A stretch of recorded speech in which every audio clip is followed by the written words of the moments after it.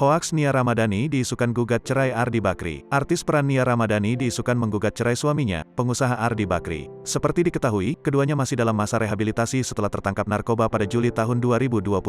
Kuasa hukum Nia dan Ardi, Waode Nur Zainab, angkat bicara soal rumor itu. Itu hoaks, kata Waode Nur Zainab saat dihubungi Kompas.com melalui pesan singkat, Jumat, tanggal 18 Maret tahun 2022.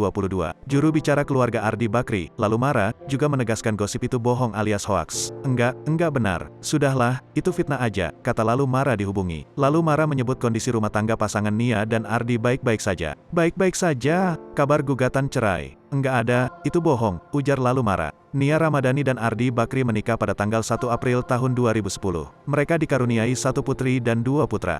Adapun kasus narkoba yang melibatkan sopir mereka itu saat ini masih menunggu persidangan selanjutnya.